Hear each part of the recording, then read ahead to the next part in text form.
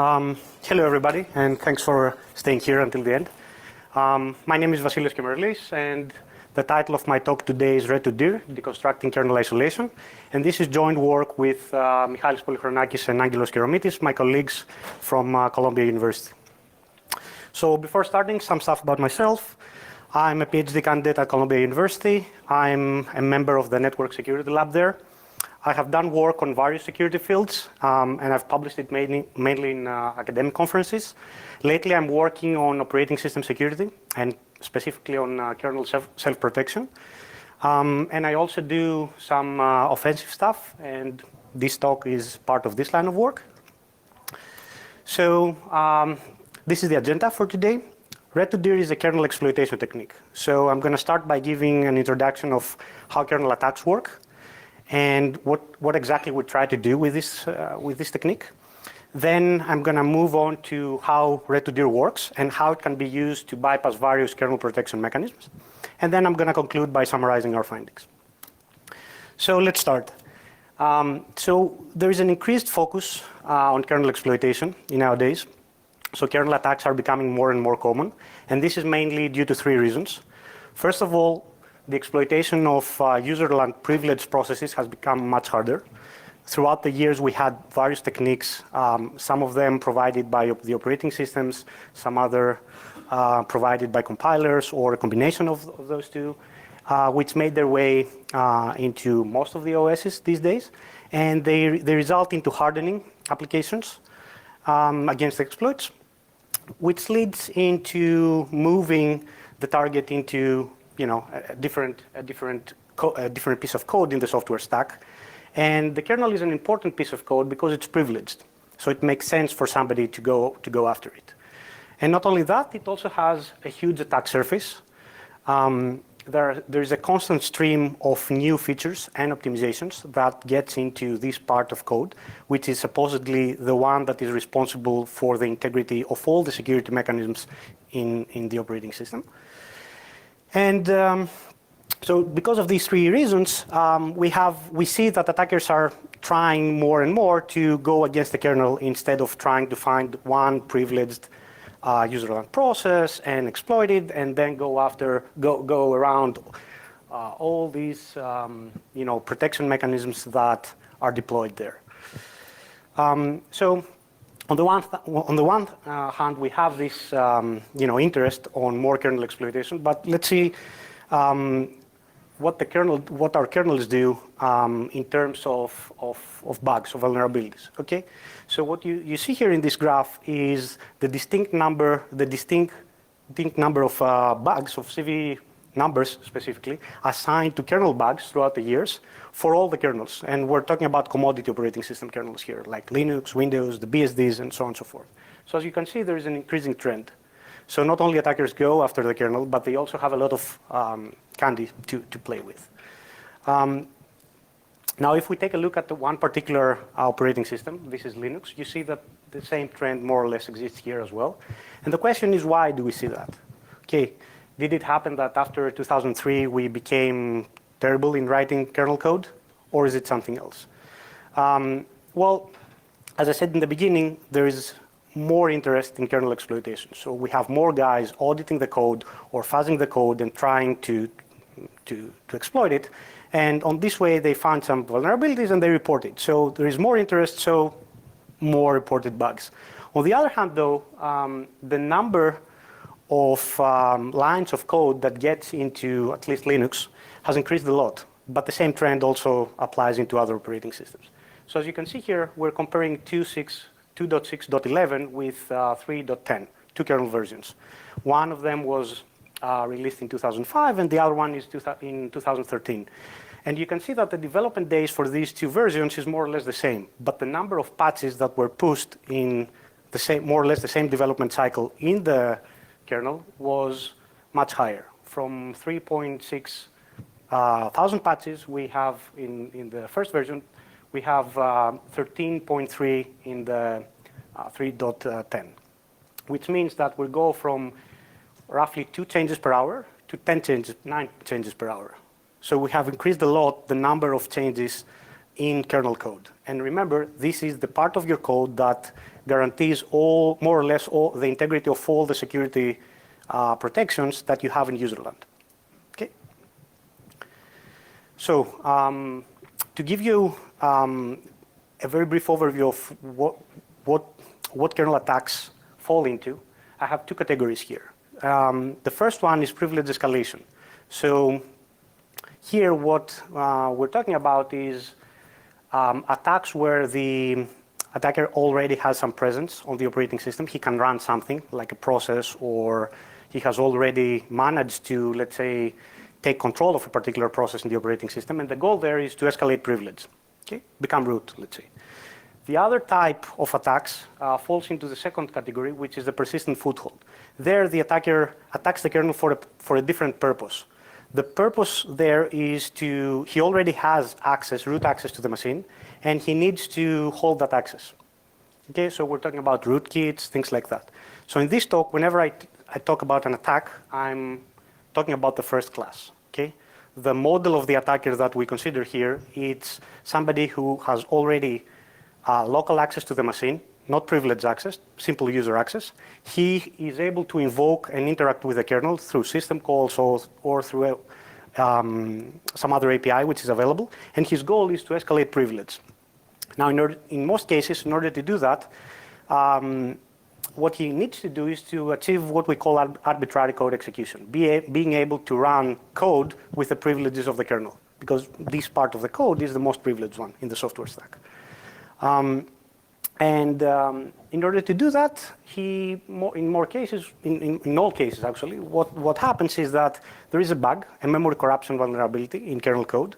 More or less the same types of bugs that we have in userland, we have them also in kernel. We have use after free there, sinus errors, integer overflows, wild writes, off by one, off by two, all these things that we find in userland software, they exist in the kernel as well.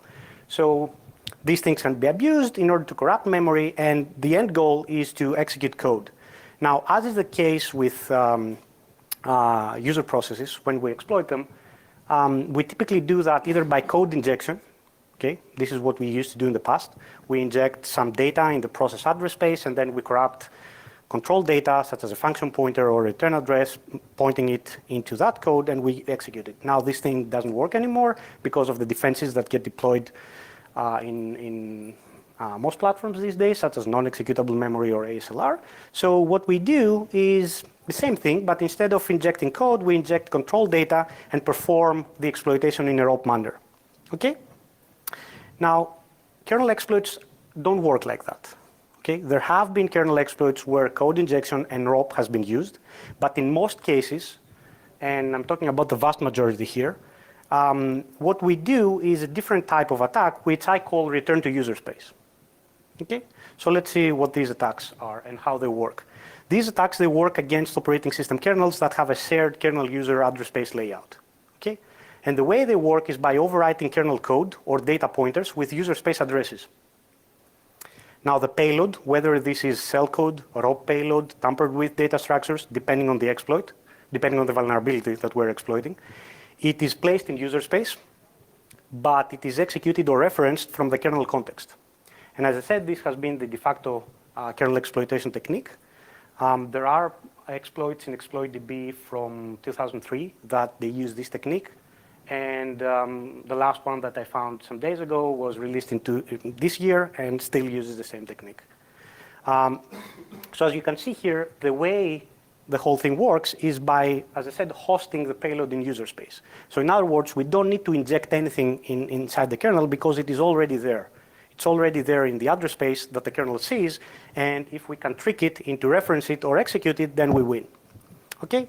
So why do they work? They work because the separation between kernel and user space is weak. Okay? When we designed our kernels, we put kernel space along with user space inside the same address space for performance reasons. Okay? Every process doesn't do anything by itself. It always calls the operating system to do something useful. Okay? Write a file, open a connection, do something like that. So you always need to call the kernel.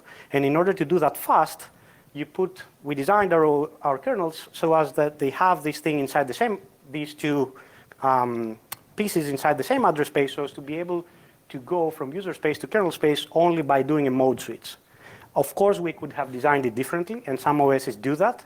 The kernel can reside in a totally different address space, but then every time you need to call the kernel, you need to do a complete context switch, which is much, much more expensive.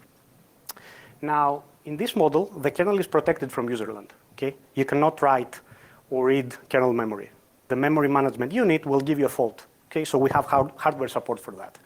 The problem is that with the opposite direction. Okay? When the kernel is running, it has complete and unrestricted access to the whole address space. And if you think about it, he needs that access, right?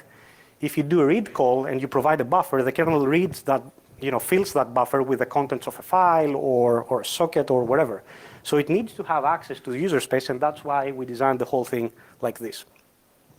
Okay? Now the problem is that part of the user space that the kernel sees, it's completely controlled by the attacker. Okay? Both in terms of contents and permissions. Now to deal with this issue, there are various protections and defenses. The first two were proposed by and implemented by PAX. It's kernel exec and udiref. PAX is a set of third-party Linux patches, and they implement these. What they do is that they try to isolate the two. Right? When the kernel is running, they try to restrict what are the user space areas that the kernel has access to. Okay? So how do they do that? In x86, they use the segmentation unit. So when the kernel gets called, they reload the segment registers, CS, SS, DS, and ES, so as to restrict and confine the kernel in kernel space, in the upper part. So every reference of data and code, arbitrary reference, in user space will result in a fault from the segmentation unit. In x86-64, since Intel decided to more or less make the segmentation unit, the checks in the segment registers ineffective, they implemented the same thing differently. udiref works by remapping user space. So every time the kernel gets called, they tweak the page tables so as to make sure that user space is not accessible directly. And for kernel exec, what they do is that they instrument the code. Essentially, when they compile the kernel, they insert checks so as to make sure that you cannot branch and execute something from user space. KGuard is a system that I built that tries to deal with the same problem in more than one platform. So it's a cross-platform solution. It also leverages the compiler. And again, it uses instrumentation.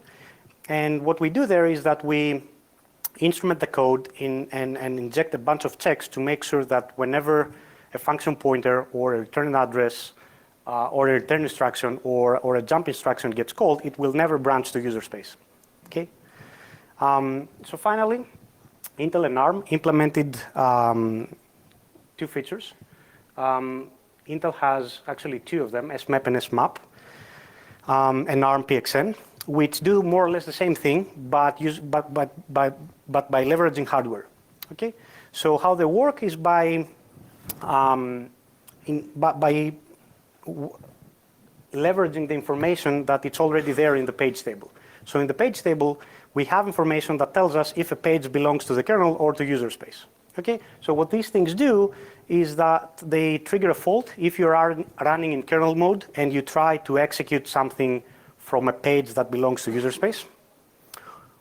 This is what SMAP and PXN does. And SMAP does the same thing, but for data accesses. Okay? So to summarize what I'm trying to say is the following. Kernel exec, KGuard, SMAP, and PXN effectively block a code pointer from pointing into code in user space. So every time, these techniques, every time a function pointer gets called and that function pointer points to user space, you will get a fault immediately. And as I said, the SMAP and PXN do it using hardware, the others using software or hardware in case of kernel exec in 32 bits and so on and so forth. Now udiref is the same thing but for data pointers. So if you have a data pointer and you corrupt it by abusing a kernel-based memory corruption bug, you cannot make it point into user space. You can overwrite it with a value, with a user space value, but when you trigger it, either through the hardware or because the user space is not there anymore, in case of udiref, you will get a fault. And these techniques will confine essentially the control flow and the data flow in the upper part, in kernel space. Okay? So in this talk, we focus on these techniques. I call them ret2user defenses because they prevent the previous exploitation technique, jumping back to user space and executing the cell code or referencing payload from user space. And what we want to answer is two questions. The first one is whether we can subvert them, okay? Whether we can force the kernel to execute or access user-controlled data. Because if you recall, these things were put in place in order to make sure that the kernel cannot go to user space and access whatever data are there or execute code, okay? And second question is whether there are conflicting design choices or optimizations that weaken the strong separation that these features try to achieve, okay? In the first place, the return to user attacks exist because we chose to put kernel space and user space inside the same address space, okay? So it was a design choice. So here we want to see, is the kernel following certain design patterns that still weaken this separation even though we have these defenses in place? This is another question that we want to answer. So ret2dir is the new technique that I'm going to talk about. It's called return to direct map memory. It's an attack that can be applied against hardened kernels. Everything that you're going to see here is against Linux. We focused on Linux because all the previous defenses were available there, so it was a very good test bed for us. And at the same time, it's an operating system that runs and drives millions of machines, so the impact there is much higher. And depending on the exploit, on the vulnerability actually that gets exploited, in most cases, for every return to user exploit that gets blocked by one of these protections, it will be possible to convert it into a ret2dir equivalent that bypasses it. So this is the technique that I'm going to present in the next of this talk. So before getting into the details of how exactly it works, let me start with the kernel space layout. Okay, so as is the case with user space, the kernel space is organized in some way. And the way that it gets organized, it's different among different platforms, but for every instance of the same platform, it remains the same. Okay?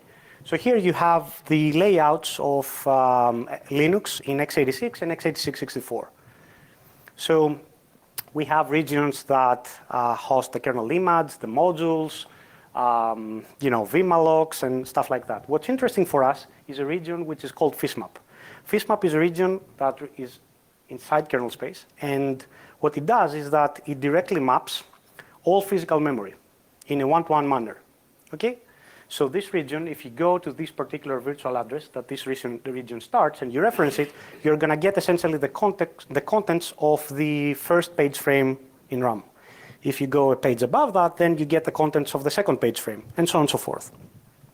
Now, in 64-bit systems, this region is big enough to more or less map the whole RAM. Okay, so in x86 64 Linux, for instance, this region is 64 terabytes. And since in most cases you're not going to find machines with 64 terabytes of RAM, the whole RAM is going to fit inside that region. In 32-bit systems, you have less space. So in the most typical scenario where you split the address space in such a way where you assign 1 gigabyte in kernel and 3 gigabytes in user space, then because of other stuff that also rely on that 1 gigabyte of the kernel address space, you end up with roughly 891 megabytes that directly map physical memory. So if your physical memory is 2 gigabytes, the first 800 will be directly mapped there. And the rest are not. If you're in the rare case where you have like 512 megabytes, the whole RAM again fits inside that region and it's there.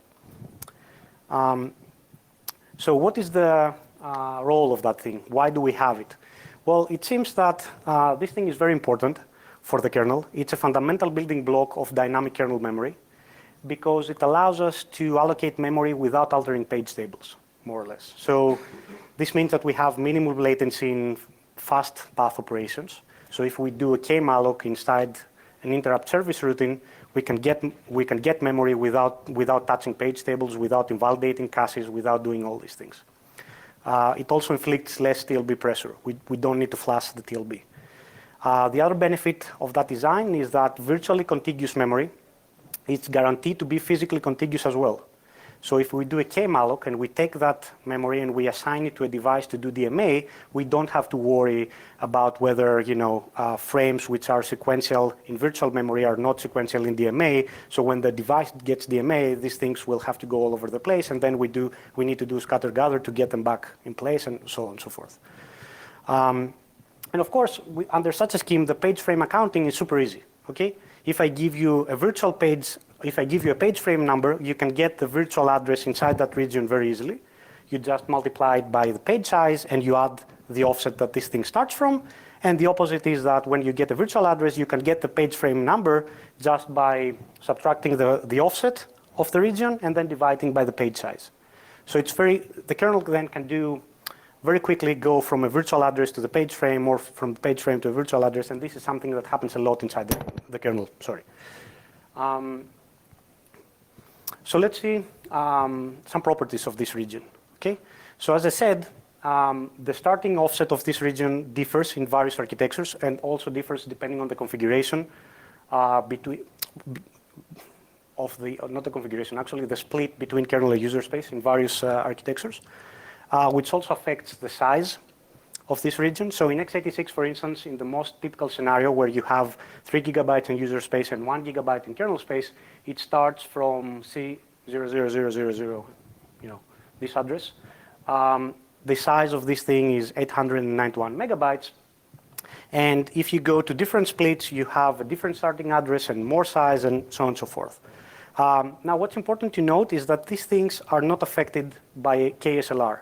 So even though you may have kernel address space layout randomization, the starting offset of this will remain the same. Okay? What gets moved is the kernel text area and the kernel data and these things. The region, the FISMAP region, will remain there, and it will always start from this fixed offset. It's also interesting to see what are the protection bits in the page tables, in the page table entries for this particular region. In x86, this region is mapped readable and writable. But in the other architectures, unfortunately, the permission bits of that region are not in the same state. Okay?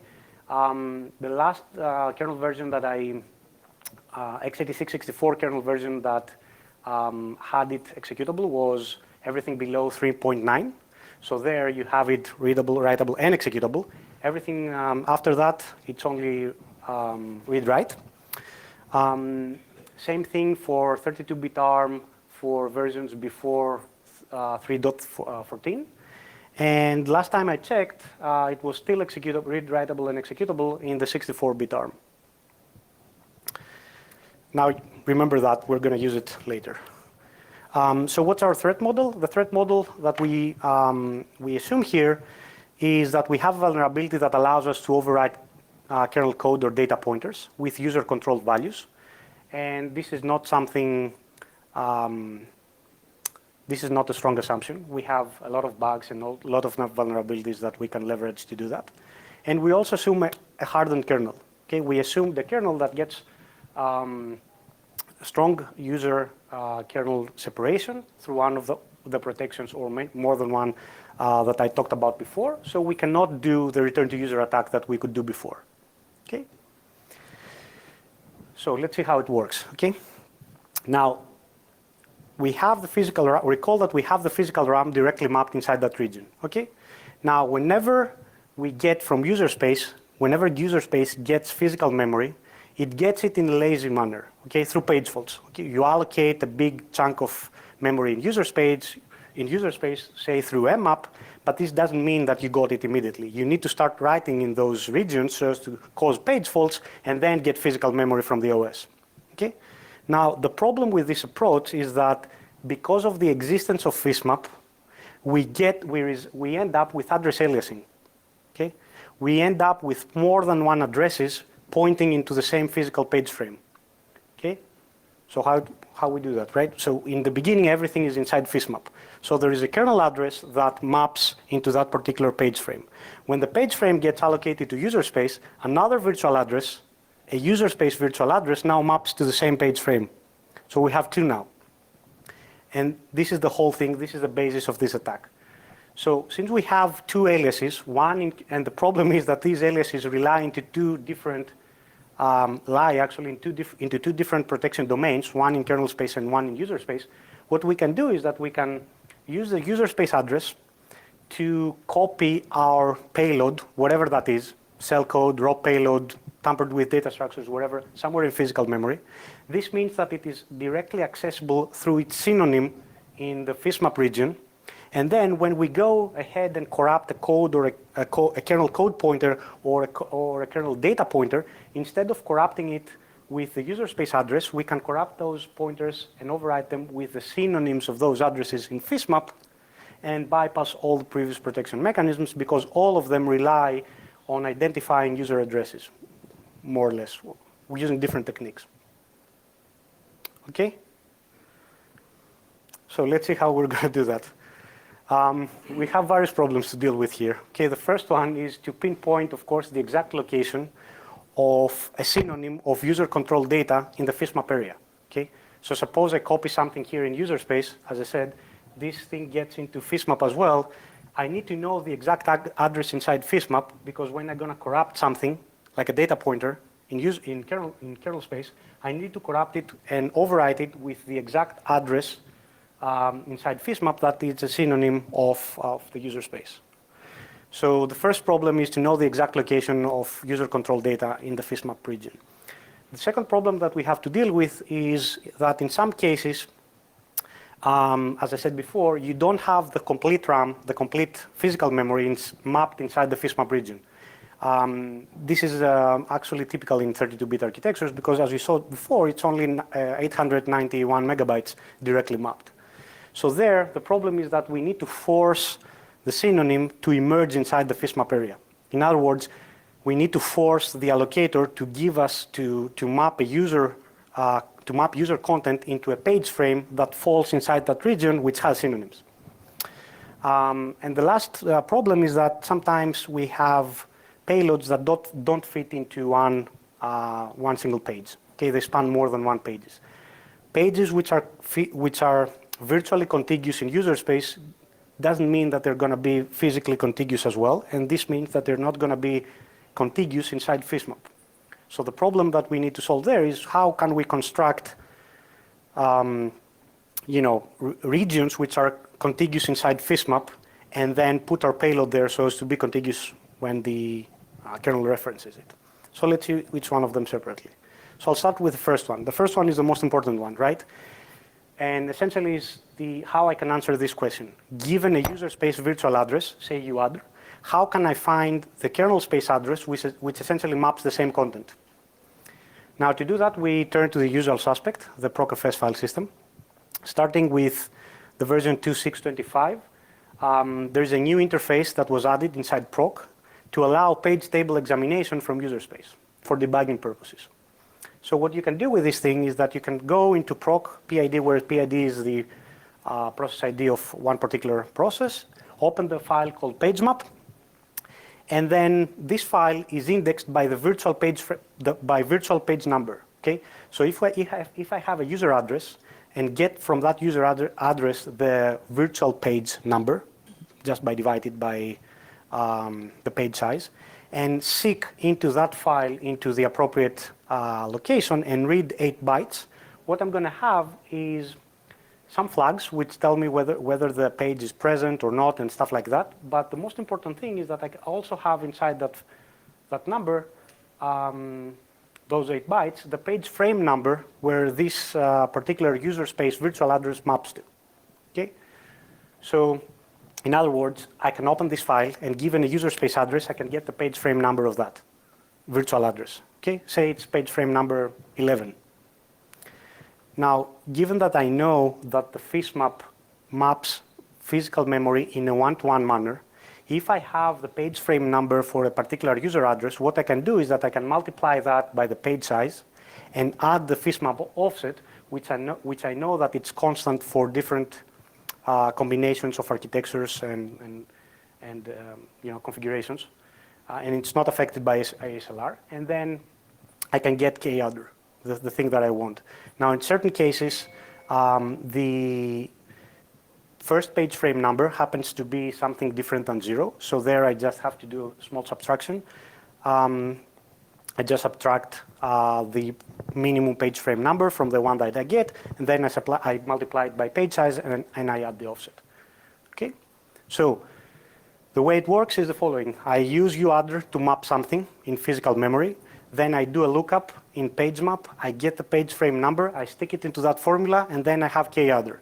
And now what I do is that I go and corrupt kernel code or data pointers with kadder. And now when the kernel is going to trigger that thing, it will never branch to user space, but it will reference and execute or reference data that were controlled by me. I put them there in that physical memory location. Okay, so this is how I deal with the first problem. Let's see the second one. In 32-bit systems, as I said, you have the problem that only part of the physical memory gets mapped inside FISMAP. As I've said many times, in the most typical setting, you have only 800 megabytes. Okay, so what happens in that case? What happens is that there are going to be many cases where certain user space address don't have synonyms in FISMAP. Why? Because they don't reside in the first 800 megabytes of the RAM. Okay, so in order to deal with this, we have first to tell you how our solution works. We need to talk a little bit about how Linux manages physical memory. Okay, so physical memory is divided into certain regions or zones, and we have a zone called zone DMA. This zone maps the first 16 megabytes of physical RAM. So all the page frames of the first 16 megabytes fall into something which is called zone DMA. Then we have zone normal. Zone normal contains all the page frames that start after the first 16 megabytes, and they go up either to the size of FISMAP or the size of RAM, whichever is the minimum here. And then we have zone HIMEM. Okay? Zone HIMEM has all the other page frames. So if you have, let's say, a 32-bit system with 4 gigabytes of RAM, first 16 megabytes of physical RAM go to zone DMA. Everything between 16 megabytes and 891 megabytes go into zone normal, and all the rest go to zone HIMEM. Okay?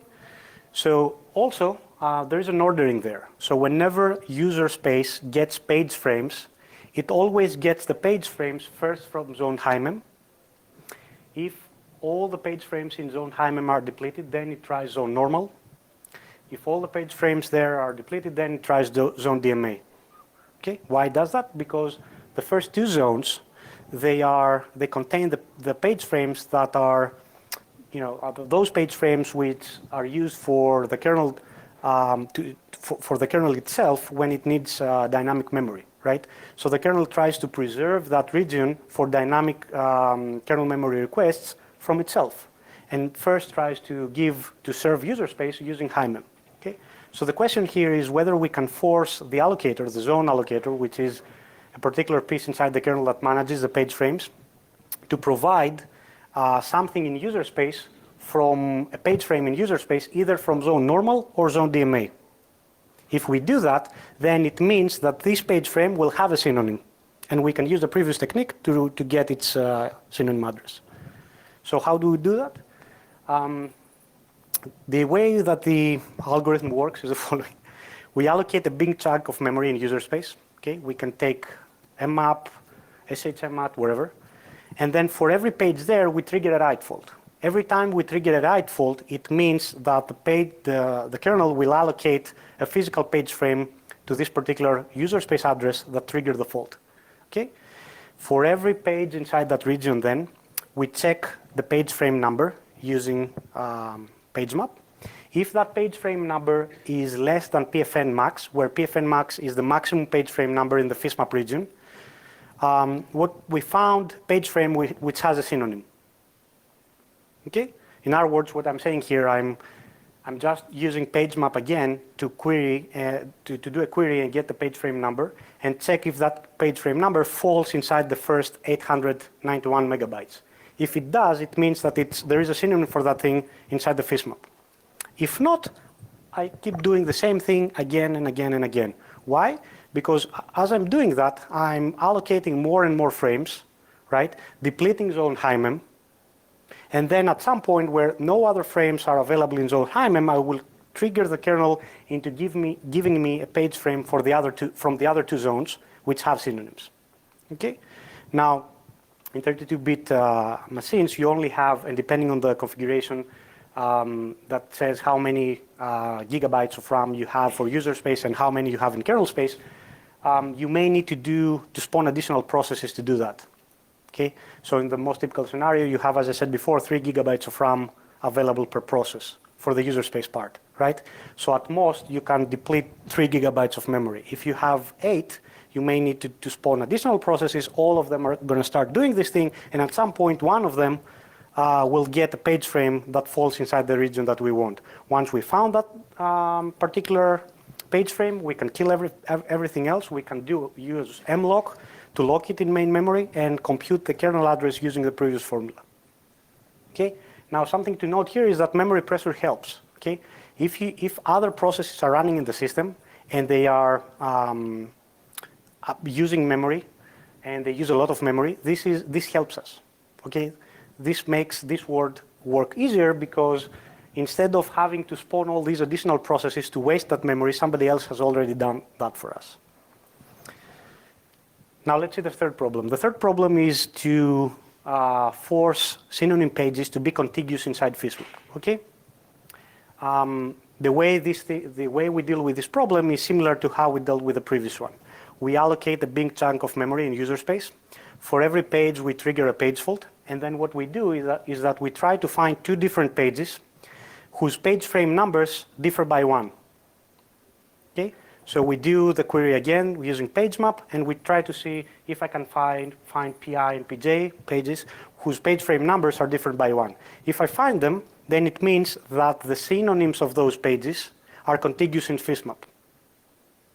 All right?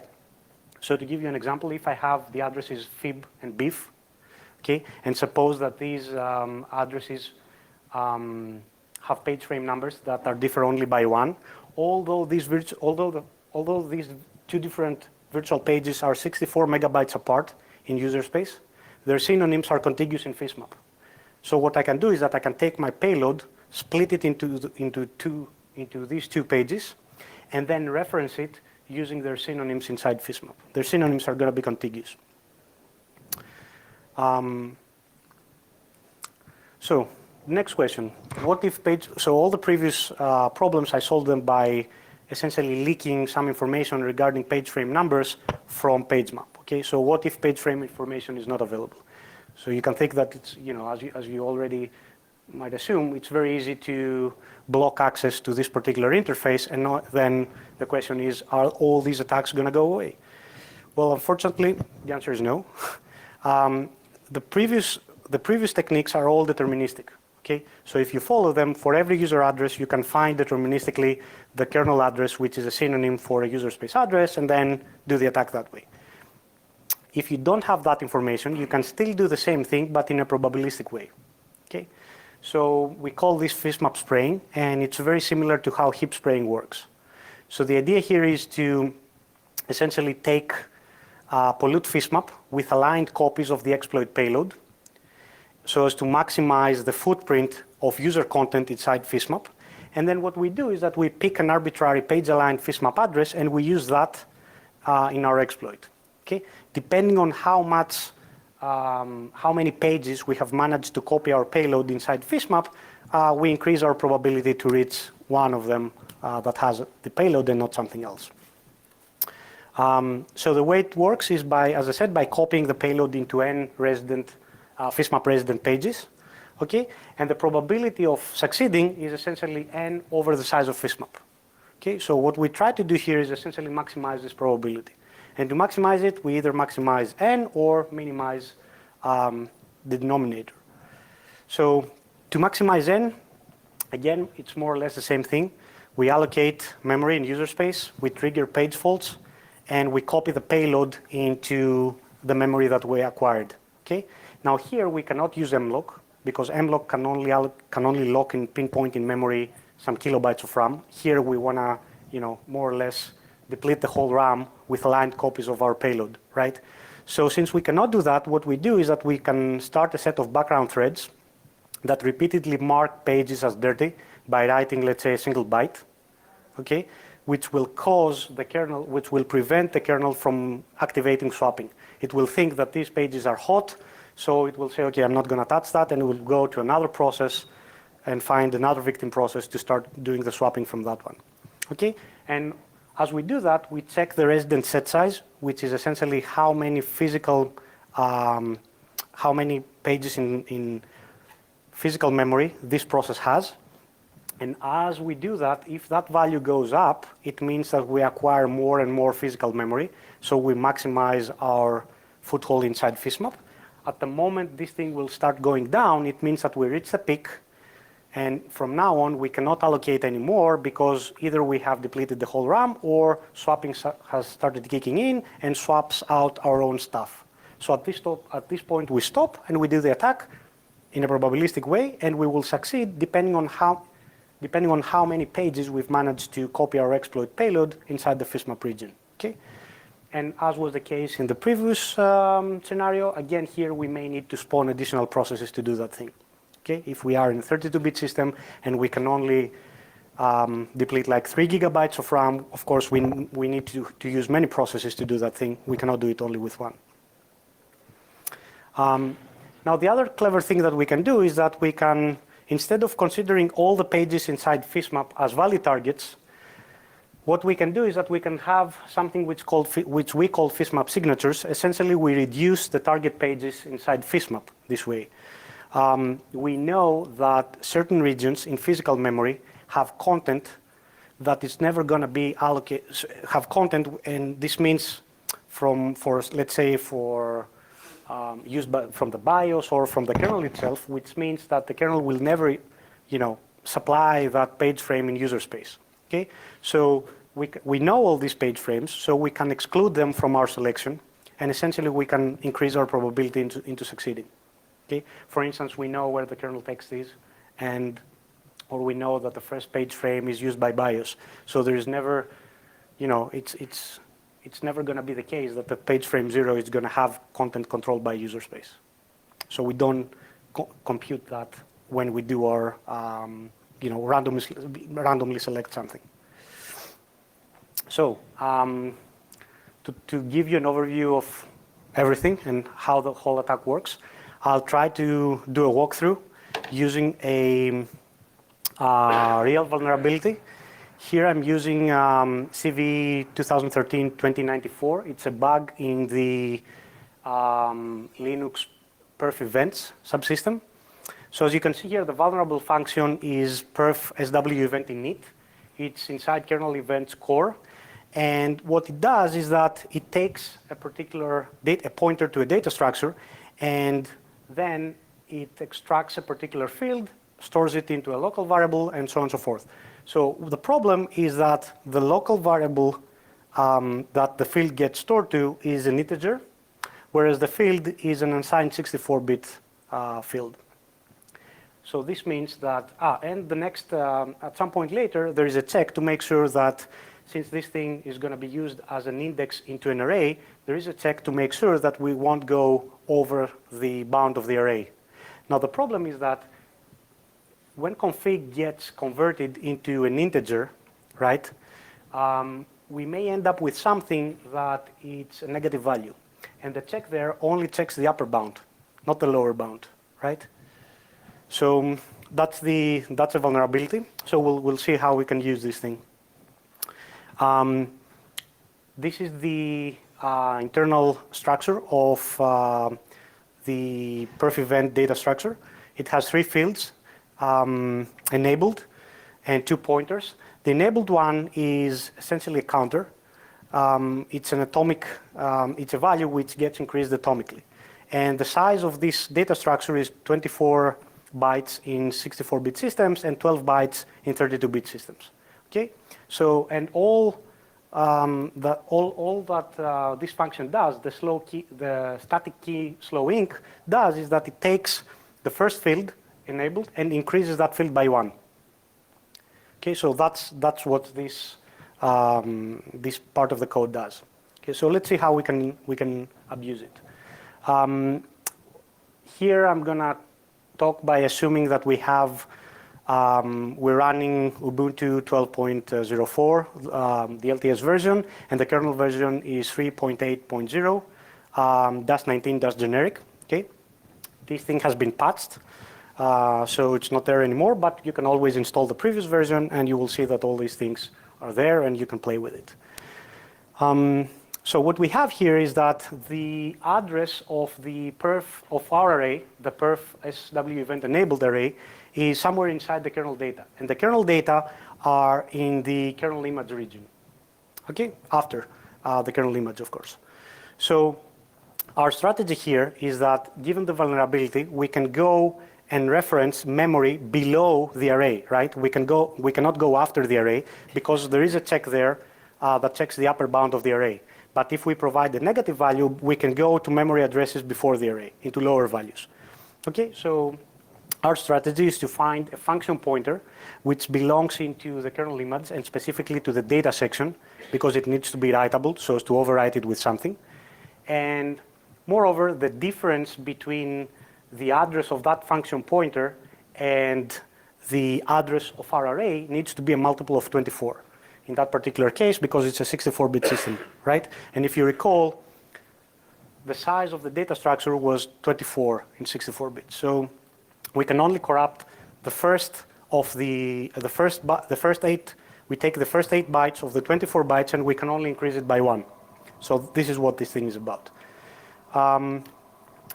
So if we do our analysis in that kernel, we can find out that this particular function pointer, the function pointer shm_shm_mat is located at this address, which is in a lower address from the array, and it's a multiple of 24.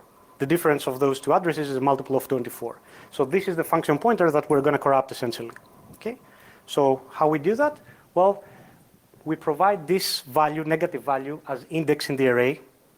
Okay. And by doing that, we go from essentially from here down to this particular address here, which is the function pointer that we need to corrupt.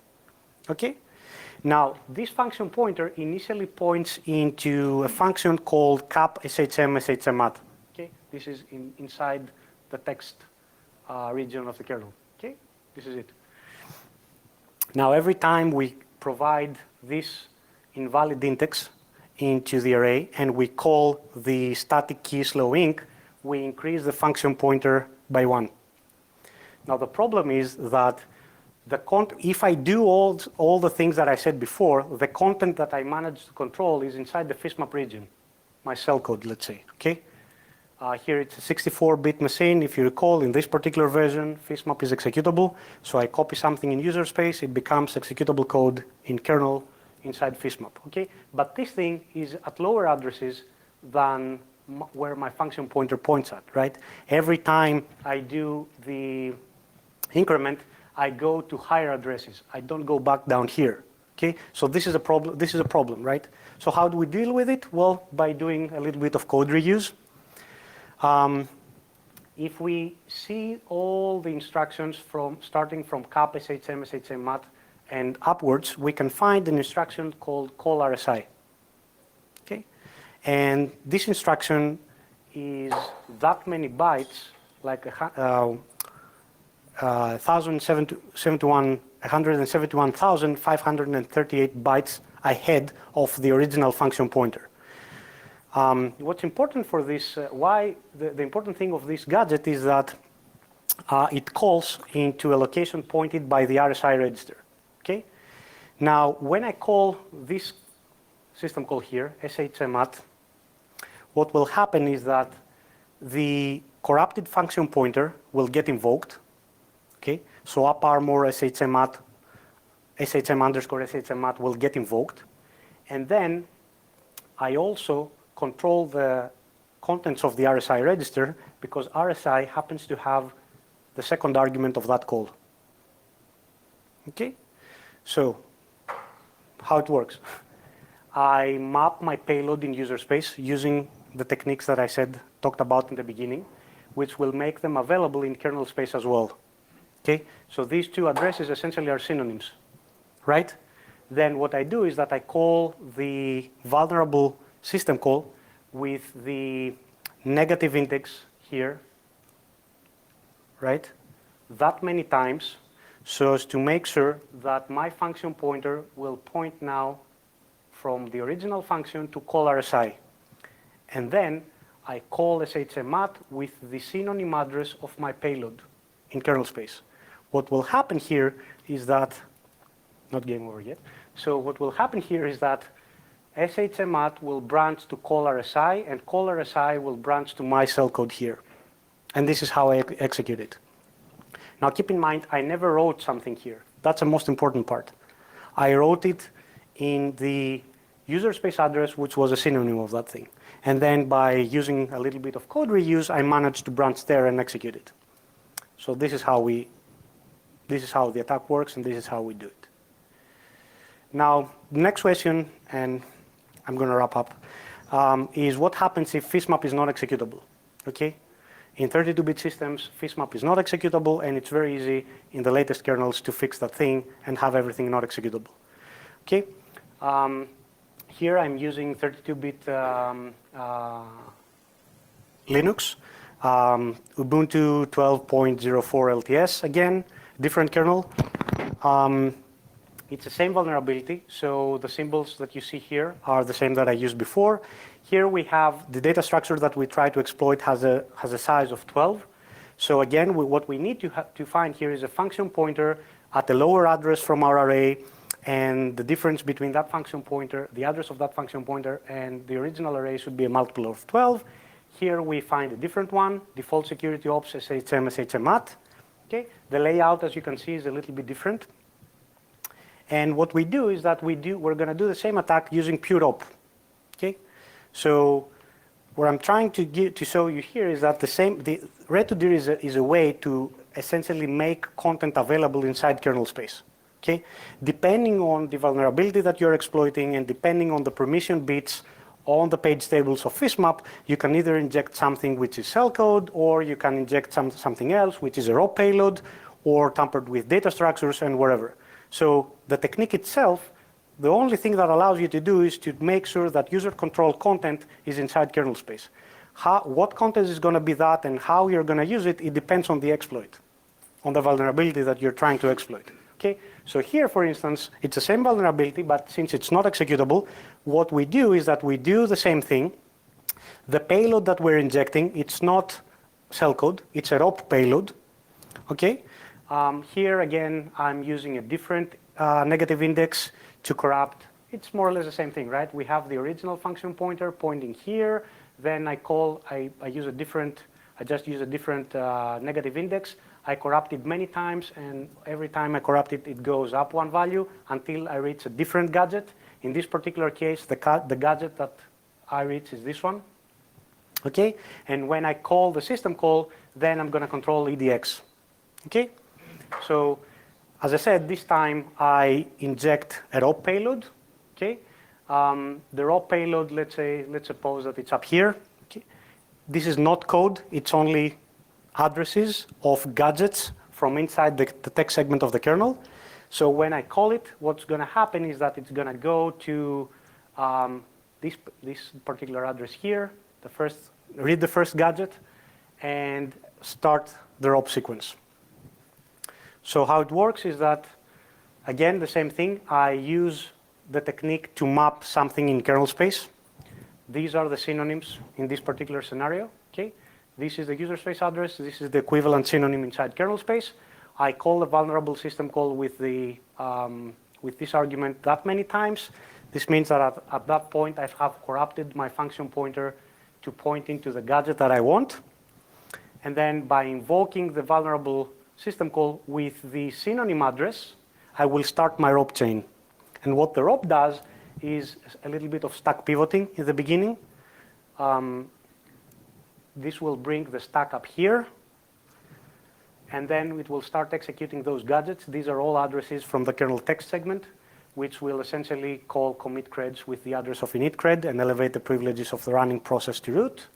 And then what we do is some cleanup to make sure that the whole thing is going to continue running and won't crash the kernel.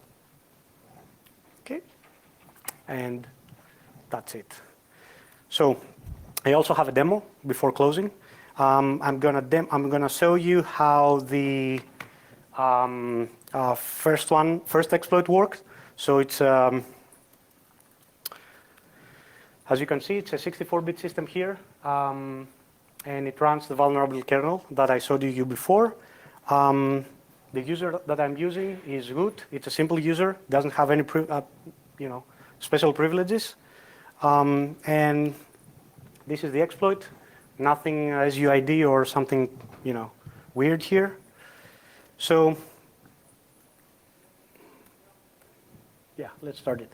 So the way it works is that, as I presented at the beginning, it finds the addresses of various symbols, and then what it does is that it calls the vulnerable system call as many times as it wants, that many times, so as to be able to corrupt the function pointer that I talked about.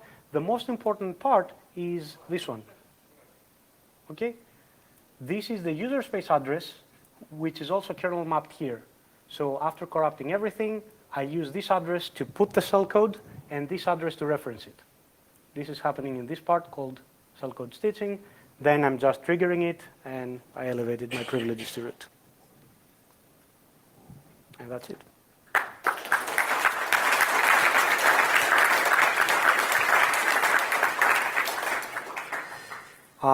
So we're running out of time, so I'm going to be super quick.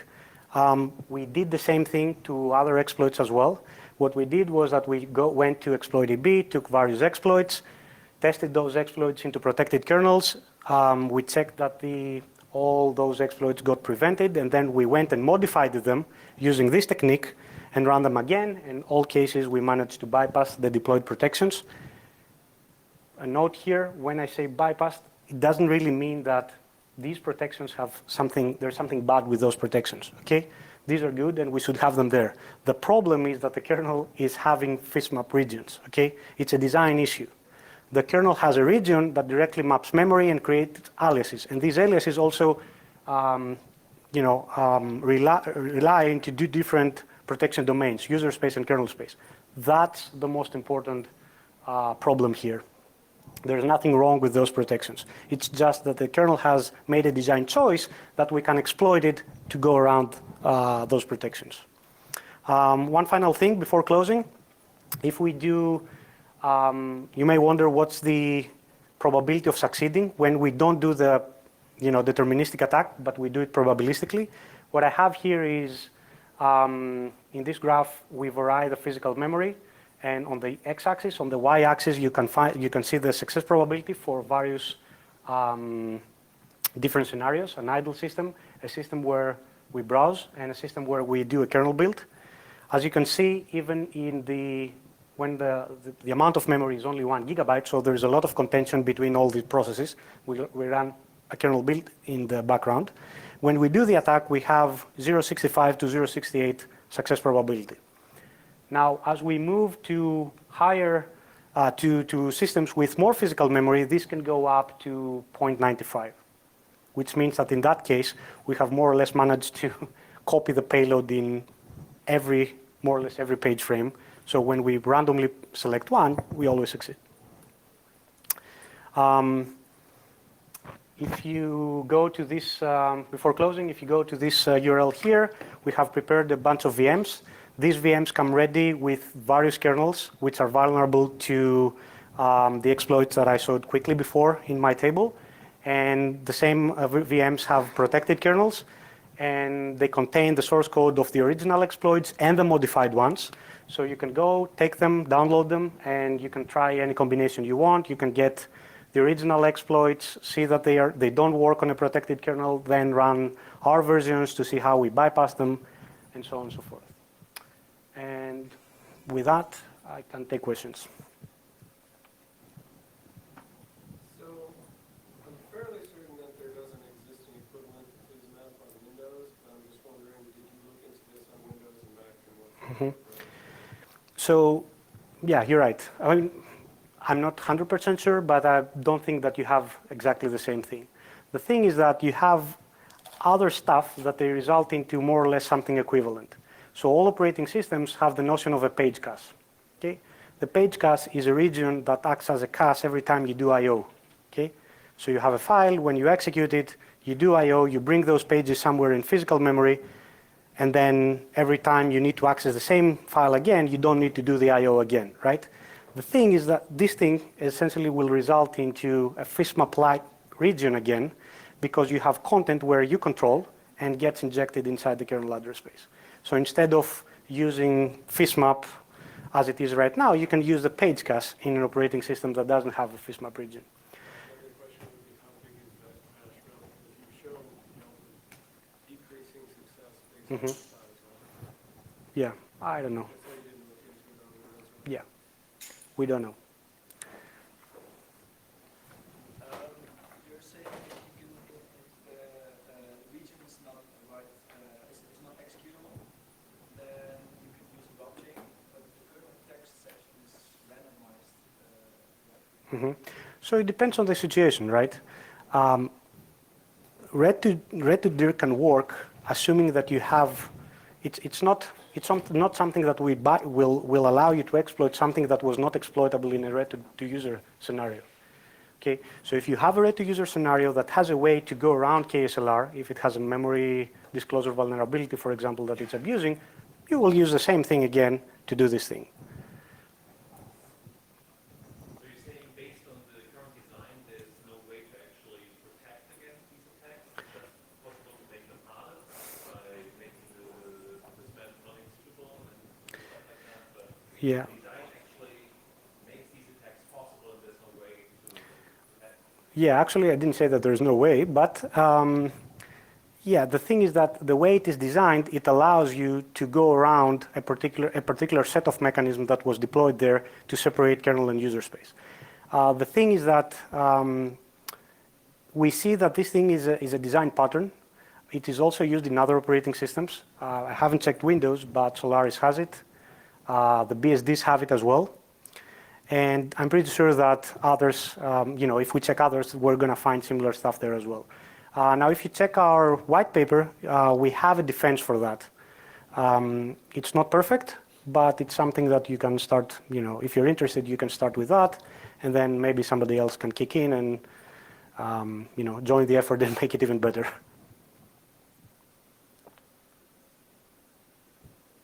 Any other question?